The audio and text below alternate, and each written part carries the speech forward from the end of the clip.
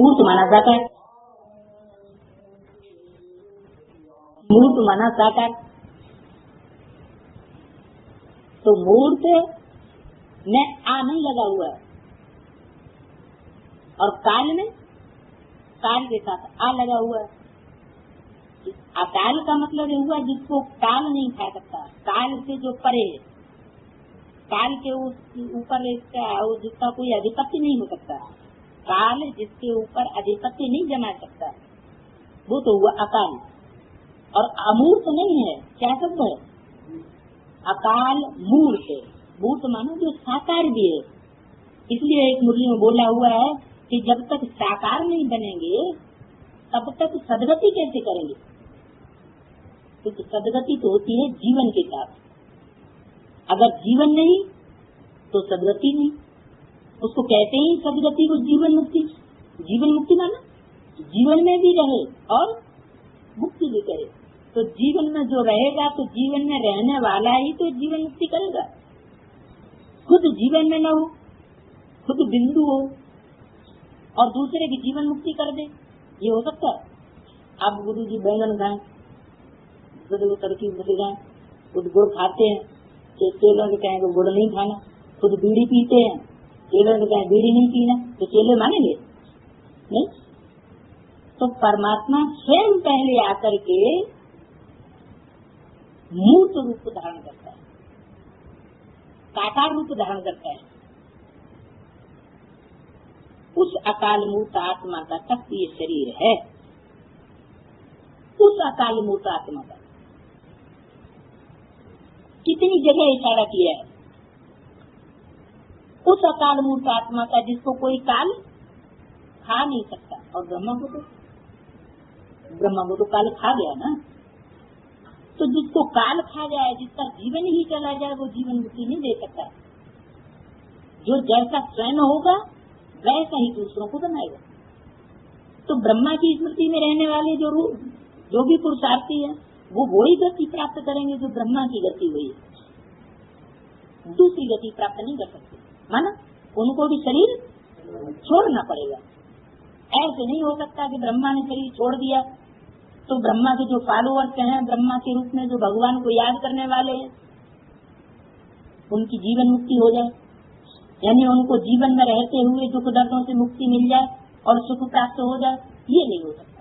उनको शरीर छोड़ना पड़ेगा और अगले जन्म में जैसे ब्रह्मा की गति हुई, कृष्ण की सोल की जो गति होती है, अगले जन्म में वो भी जाकर के जीवन में रहते हुए दुख दर्दों से मुक्ति की स्थिति को प्राप्त करेंगे। तो आत्मा बैठती भ्रकुटी में है।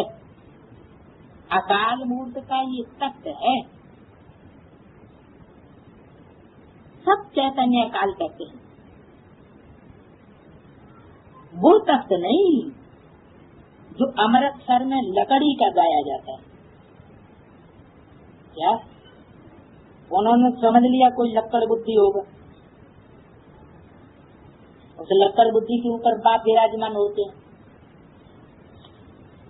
कोई लकड़ी के तख्त पर बाप विराजमान अकाल मूर्त नहीं होता है। वो तो चैतन्य जो तख्त है प्रकृति का मध्य, उस पर विराजमान होता है। बाप ने समझाया जो भी मनुष्य माते हैं सबका वो अकाल तख्त। आत्मा आकर के यहाँ विराजमान होती है। सतयुग हो या कलयुग हो, आत्मा का तत्व है ही ये मनुष्य शरीर। तो कितने अकाल तत्व हैं? अकाल तत्व कितने हुए? बाबा पूछते हैं तो जवाब भी देना चाहिए।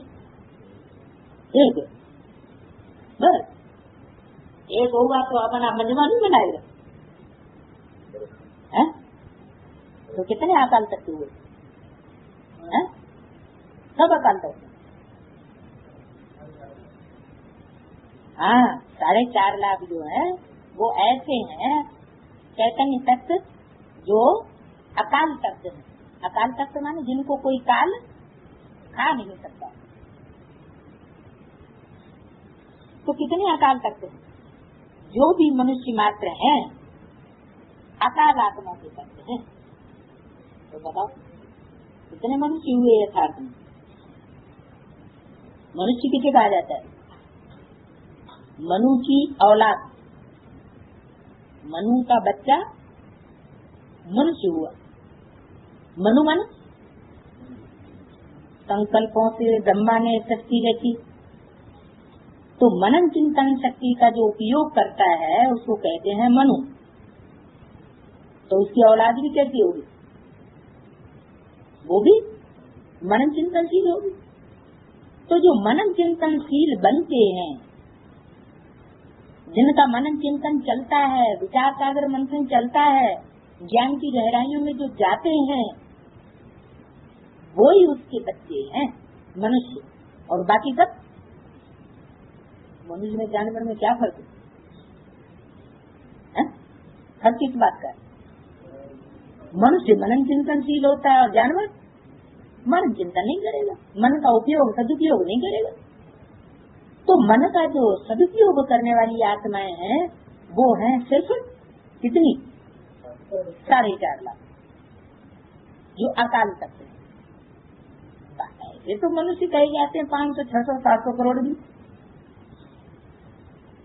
जो बिल्कुल लास्ट में आएंगे जब दुनिया खत्म होने वाली होगी। अभी भी आत्माएं आ रही हैं, तो वो भी मनुष्य शरीर धारण करके उनको भी कहा जाता है मनुष्य। लेकिन है तो कीड़े मकोड़े, जैसे कीड़े मकोड़े जिंदा हुए और तुरंत मर गए, तो उनकी कोई जिंदगी हुई, उनमें कोई मनन चिंतनशीलता हुई?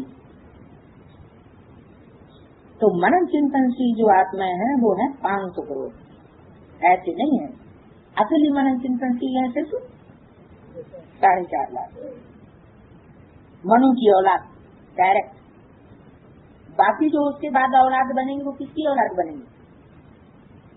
मनु की औलाद बनेंगे कि फिर जो दैवी मनुष्य होंगे उनकी औलाद बनेंगे? किसकी औलाद बनेंगे? 4.5 लाख तो है मनु की औलाद, और बाकी उसके बाद वाले वो दैवी मनुष्यों की औलाद होंगे। मनु की औलाद मनुष्य सच्चे अर्थों में नहीं होंगे। तो आत्मा एक तत्व छोड़ दूसरा लेती है। पहले छोटा तत्व होता है, फिर बड़ा।